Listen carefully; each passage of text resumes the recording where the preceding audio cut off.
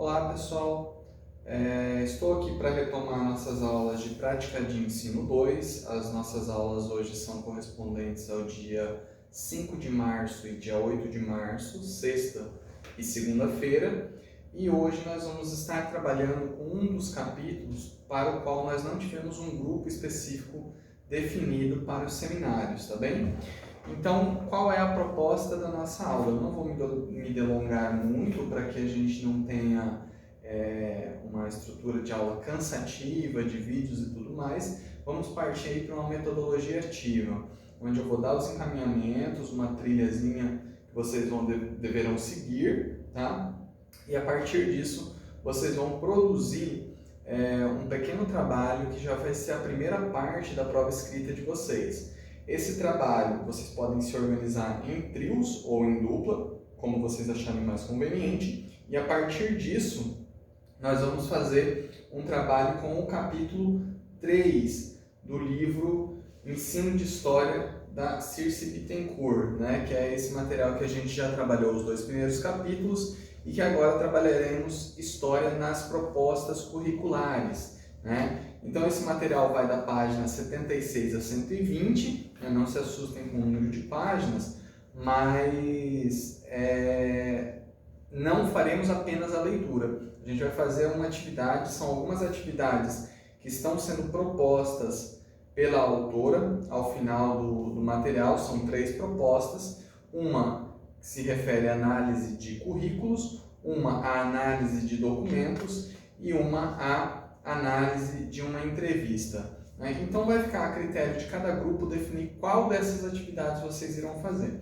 Eu estou sendo um pouco generalista aqui na explicação, mas eu vou estar enviando para vocês uns slides atualizados, né, com a nossa proposta das aulas, que vão até o mês de maio, e vocês vão estar podendo acompanhar uma trilha da aprendizagem que tem 7 pontos, né? Nesses 7 pontos inclui assistir a videoaula, formatar os trios e duplas, ler o texto, debater, produzir material, enfim, tem todo um percurso que vocês devem seguir.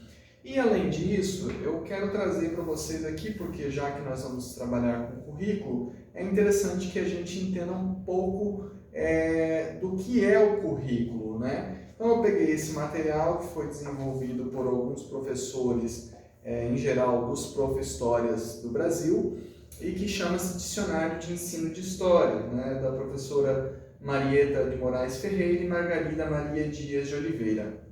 E no verbete Currículo de História, na página 72, ele vai lá na etimologia trazer o que significa um currículo e diz assim, ó, etimologicamente, currículo vem do latim curriculum, corrida, que por sua vez tem origem no verbo currere, correr, podendo ser significado simultaneamente como ato de correr, percorrer e o percurso, né? Realizado ou a ser realizado neste ato. Então, quer dizer, é uma ação, né, e um substantivo ao mesmo tempo aí que nós vamos estar observando. E como que esse conceito, que etimologicamente tem a ver com correr ou percorrer, tem relação hoje com o que nós constituímos como currículo de história ou como currículo escolar? Bem, em geral está associado à definição da disciplina, dos conteúdos que vão ser trabalhados, né? Mas na prática, ou pelo menos na teoria, o currículo ele é algo um pouco mais profundo. Nós falamos hoje do currículo oculto,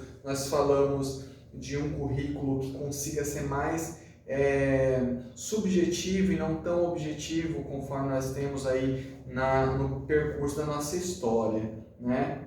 Do próprio processo de ensino de história. Então aqui é mais um trecho que eu gostaria de ler para a gente só abordar, é claro que isso pode ser aprofundado, mas ele traz um trecho muito interessante, diz assim, ó, o currículo tende a ser definido, assim como a listagem de conteúdos legitimados, como objeto de ensino ou como programação de um curso ou de matérias a ser examinada. Quando entendido como verbo, o ato de percorrer, esse termo abre possibilidades para a incorporação das experiências, diferenças, desejos, demandas e interesses individuais e coletivos do sujeito, discentes e docentes, né, que percorre e age nesse percurso. Então, quer dizer o quê? Que o currículo, dentro dessa dimensão da citação que eu fiz aqui, acaba por se constituir como um processo muito mais complexo do que o que a história tradicional vem trazendo, né? A história do Brasil, marcada pela ideia do descobrimento, uma história eurocêntrica, uma história voltada para as elites. Então, quer dizer, esse percurso, esse currículo, dentro dessa dimensão mais ampla, ele tem a capacidade de atender especificidades, diversidades, que nós não estamos acostumados ainda, não é uma prática comum.